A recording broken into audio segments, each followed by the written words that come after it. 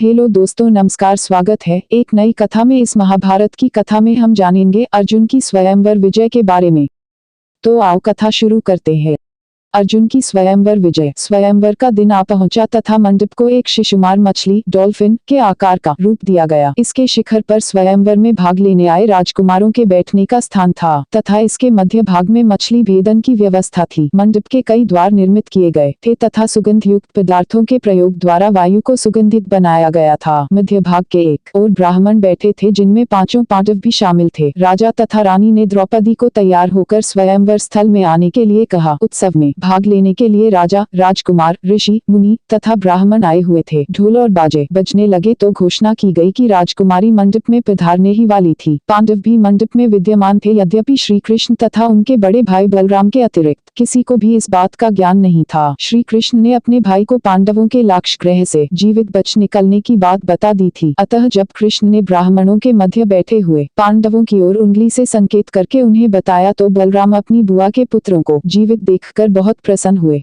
ठीक उसी समय अपनी बहन द्रौपदी को साथ लेकर राजकुमार धृष्टद्युम्न मंडप में पधारे। अत्यंत साज सज्जा के कारण राजकुमारी द्रौपदी उस समय स्वर्ग की अप्सरा के समान दिखाई दे रही थी। बाजे तथा अन्य वाद्य यंत्रों को रोक दिया गया तथा मंडप में पूर्ण चुप्पी छा गई। धृष्टद्युम्न सबको संबोधित करते हुए कहा, सभाजन तनिक मेरी ओर ध्यान दें और मंडप के मध्य भाग में पड़े यंत्र को देखें। इसके नीचे तेल से भरा हुआ एक पात्र पड़ा है तथा निकट पड़े यंत्र की परछाई इसमें दिखाई दे रही है। ऊपर के घूमते हुए पहिए के साथ काठ की बनी एक मछली भी घूम रही है। जो धनुर्धर तेल वाली परछाई को देखकर तथा ऊपर घूम रही मछली पर लक्ष्य साधकर तीर से उसकी आंख का भेदन कर देगा, उसका ही मेरी बहन पति के रूप में वरण करेगी। तदनंतर राजकुमार ने द्रौपदी से कहा, प्रिय बहन, आप उस वीर योद्धा के गले में वरमाला डालेंगी जो स्वयंवर की शर्त को पूरा करेगा। तेल से भरे पात्र के पास एक भारी धनुष तथा अनेक बाण रखे हुए थे। पांचाल राजकुमार ने विवाहार्थियों को बारी बारी आकर अपना अपना भाग्य आजमाने के लिए कहा। अतः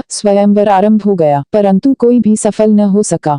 यह देखकर कर्ण मंडप में आया। वह एक महान धनुर्धर था तथा उसने आते ही तेल के पात्र के पास पड़े धनुष को उठा लिया। वह अपना कर्तव्य दिखाने ही वाला था कि कुछ राजकुमार बोल उठे, इस सूत पुत्र को क्षत्रिय राजकुमारों के साथ स्वयंवर में भाग लेने की अनुमति कैसे दी गई है। पांचाली ने राजकुमारों द्वारा कहे गए शब्द सुने तो वह अपने भाई से बोली, सूत पुत्र, स्वयंवर की शर्त पूरी भी कर दे तो मैं उसके साथ विवाह नहीं करूंगी। अतः कर्ण को धनुष बाण वहीं रखकर मंडप से लौट जाना पड़ा। क्रोध और ग्लानि से भरकर वह अपने स्थान पर जा बैठा। अब दुर्योधन, शिशुपाल, शल्य तथा जरासंध बारी बारी आगे आए, परंतु उनमें से कोई भी स्वयंवर की शर्त पूरी न कर पाया। धीरे धीरे अन्य राजकुमारों ने भी अपना भाग्य आजमाया, परंतु वे भी असफल होकर लौट गए। अतः राजा द्रुपद तथा उनका पुत्र धृष्टद्युम्न निराश और चिंतित हो उठे। ऐसा लगता था कि स्वयंवर की शर्त पूरी नहीं हो पाएगी। ठीक उसी समय किसी ने कहा, यदि अर्जुन जीवित होते तो वह अवश्य ये स्वयंवर जीत लेते। अचानक लोगों में कुछ हिलजुल हुई। ब्राह्मणों में से एक युवक उठा और मंडप की ओर बढ़ा। उसे देखकर कई ब्राह्मण एक स्वर में बोल उठे, इसे रोको, अन्यथा वह ब्राह्मण जाति का भी अपमान करवा देगा। जब सभी वीर क्षत्रिय असफल हो गए हैं तो यह भला स्वयंवर की शर्त कैसे पूरी कर देगा। लगता है कि इसकी मति भ्रमित हो गई है। परंतु अन्य ब्राह्मणों ने इन शब्दों का विरोध किया तथा युवक के उत्साह की प्रशंसा की। वे बोले, जरा युवक के बदन को तो देखो, यहाँ मौजूद किसी क्षत्रिय राजकुमार का ऐसा गठीला शरीर है, भला देखो तो सही वह क्या करता है। एक अन्य ब्राह्मण बोला, मुझे विश्वास है कि वह हमारी जाति का मान अवश्य बढ़ाएगा। अब तक अर्जुन पंडाल में पहुंच गया था तथा उसने धनुष अपने हाथ में ले लिया था। तेल के पात्र को ध्यान से देखकर निकट पड़े हुए बाणों में से एक बाण उसने उठा लिया। अर्जुन ने मंडप में बैठे लोगों पर एक सामान्य दृष्टि डाली, परंतु ब्राह्मणों को एक विशेष दृष्टि से देखा। वे उसको उत्साहित करते हुए बोले, हे युवक, इन क्षत्रियों को दिखा दो कि ब्राह्मण उनके गुरु है तथा उनसे सब तरह बढ़कर है। जहाँ तक राजा द्रुपद, उनके पुत्र राजकुमार धृष्टद्युम्न तथा राजकुमारी द्रौपदी का प्रश्न था, अपने हृदय में यही कामना कर रहे थे कि यह युवक सफल होकर इस उत्सव पर छाई हुई निराशा को दूर कर दे।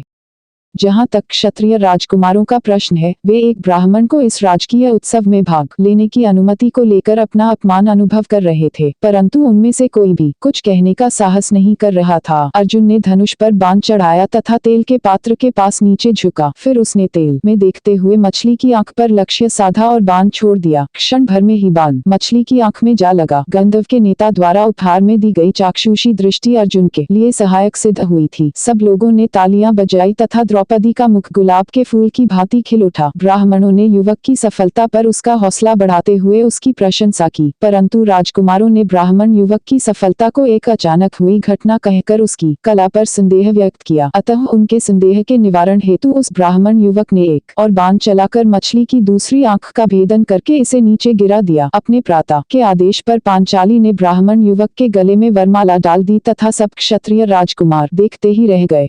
अपनी असफलता के कारण हीन भावना से ग्रस्त कुछ क्षत्रिय राजकुमार ईर्ष्या से भरकर राजा द्रुपद तथा उसके पुत्र को दोष देने लगे कि उन्होंने एक ब्राह्मण को स्वयंवर में भाग की अनुमति देकर क्षत्रियों का अपमान किया था। अतः वे चिल्लाकर बोले, हम यह सहन नहीं कर सकते कि एक क्षत्रिय राजकुमारी का विवाह एक भिखारी से हो जाए। आओ द्रुपद उसके पुत्र तथा उसकी पुत्री का वध कर दे। यह कहकर अहंकारी राजकुमार उठ खड़े हुए तथा अपनी अपनी तलवारें निकालकर द्रुपद उसके पुत्र तथा राजकुमारी द्रौपदी पर टूट पड़े। इन राजकुमारों का नेतृत्व राजा शल्य कर रहे थे। राजकुमारों पर आक्रमण कर दिया। राजा शल्य उनकी ओर बढ़े तो वीर पांडव ने उन्हें यह देखकर भीमसेन आगे आए और पंडाल में लगा एक स्तंभ निकालकर उन्होंने उन राजकुमारों पर आक्रमण कर दिया। राजा शल्य उनकी ओर बढ़े तो वीर पांडव ने उठाकर धरती पर पटक दिया। यह देखकर अन्य सभी राजकुमारों ने वहां से जान बचाकर भाग जाने में ही अपनी भलाई समझी। इस भगदड़ को देखकर तथा एक ब्राह्मण द्वारा पांचाली का वरण करने की बात की कर्ण मंडप में लौट आए तथा अपना धनुष बाण संभालकर उन्होंने ब्राह्मण युवक को युद्ध के लिए ललकारा। कर्ण की ललकार सुनकर अर्जुन ने अपना धनुष और तरकश संभाला तथा एक सुरक्षित स्थान पर खड़े होकर आगे बढ़ते हुए राजकुमारों का मार्ग रोक दिया। ब्राह्मणों ने भी अपने अपने त्रिशूल संभाल लिए तथा हर हर महादेव का जय घोष करते हुए अर्जुन के पक्ष में डटकर खड़े हो गए। अर्जुन ने हाथ उठाकर ब्राह्मणों को उत्तेजित होने से रोकते हुए कहा, आप चिंता न करें, मैं अकेला ही इन सबका अभिमान चूर्ण कर दूंगा। आप देखते रहिए कि मैं इनसे किस प्रकार निपटता हूँ। ऐसा कहकर अर्जुन उन राजकुमारों पर बाण वर्षा करने लगे। फलतः उनमें से अनेक राजकुमार बेसुध होकर गिर पड़े। अब अर्जुन कर्ण की ओर लपके तथा उस पर बाण बरसाकर उसे चकित कर दिया। कुछ समय तक अर्जुन का सामना करके कर्ण ने कहा, हे वीर युवक, मैं आपके धनु कौशल से बहुत प्रभावित हूँ। मेरे सामने ठहरने की क्षमता केवल अर्जुन में ही थी, परंतु तुमने तो मुझे परास्त भी कर दिया। तुम या तो स्वयं इंद्र देवता हो अथवा भगवान विष्णु। मैं उन दोनों में से कोई भी नहीं हूँ, केवल एक तुच्छ ब्राह्मण हूँ। मेरे कौशल का श्रेय केवल मेरे उस महान गुरु को है जिन्होंने मुझे इंद्रास्त्र तथा ब्रह्मास्त्र आदि दिव्यास्त्रों के प्रयोग को शिक्षा दी थी। अर्जुन ने उत्तर दिया। तत्पश्चात 5 पांडव द्रौपदी को साथ लेकर अपने निवास स्थान की ओर चल पड़े। द्रौपदी का भाई धृष्टद्युम्न भी छुपकर उनके पीछे पीछे चल पड़ा। कुम्हार के घर पहुंचकर पांचों भाइयों ने अपनी माता को अप्रत्याशित शुभ समाचार देकर अचंभा में डालने की सोची। वे अभी अपनी पूजा अर्चना में ही व्यस्त आंखें मूंद कर बैठी थी। पांचों भाई बाहर से ही आवाज देकर बोले, माताश्री देखिए न हम क्या लाए हैं। पूजा में व्यस्त होने के कारण कुंती ने भीतर से ही उत्तर दिया, पांचों भाई इसे आपस में समा रूप में बांट लो। परंतु जब कुंती ने सजी सवरी तथा गहनों से लदी हुई वधू को देखा तो उसे अपने शब्द पर बहुत पश्चाताप हुआ। अपने आप को इन अभद्र तथा अनुचित शब्दों के लिए कोसते हुए वह ही मन अत्यंत दुखी हो उठी। यह देखकर तुरंत युधिष्ठिर सब कुछ समझ गए तथा उन्होंने बात विस्तार पूर्वक अपनी माता को बता दी। अपनी सास को चिंतित तथा खिन्न देखकर द्रौपदी ने कहा, माताश्री आप चिंतित न, सब कुछ विधि के विधानानुसार ही घटित हुआ है। मुझे अपने पूर्व जन्म में प्राप्त एक वरदान अनुसार आपके 5 पुत्रों की पत्नी ही बनना है। इसे ईश्वरेच्छा मानकर स्वीकार करें। ठीक उसी समय श्री कृष्ण तथा उनके ज्येष्ठ भ्राता बलराम वहां आ पहुंचे। उन्होंने अपनी बुआ कुंती का चरण स्पर्श करके उनसे उनकी चिंता का कारण पूछा। जब कुंती ने अपने अभद्र तथा अनुचित शब्दों के विषय में उन्हें बताया तो वे उन्हें सांत्वना देने लगे। श्री कृष्ण ने भी द्रौपदी के पूर्व जन्म के वरदान की ओर संकेत करते हुए उन्हें तसल्ली दी। जब कुंती ने द्रौपदी के पूर्व जन्म के वरदान के विषय में स्पष्टीकरण मांगा तो श्री कृष्ण ने बताया कि द्रौपदी ने घोर तपस्या करके ऐसे पति की प्राप्ति के लिए वर मांगा था जिसमें 5 भिन्न भिन्न गुण हो, परंतु उसे यही वर मिला था कि उसका विवाह 5 पतियों से होगा जिनमें से प्रत्येक में एक विशेष गुण होगा। यह सुनकर कुंती तथा उसके 5 पुत्रों को संतोष प्राप्त हुआ तथा द्रौपदी 5 भाइयों की सामान्य पत्नी बन गई। ये कथा सुनने के लिए आपका बहुत बहुत धन्यवाद। अगर कथा अच्छी लगी हो तो वीडियो को लाइक, शेयर और चैनल को सब्सक्राइब जरूर करें। कमेंट में राधे राधे जय श्री कृष्णा लिखना ना भूलें।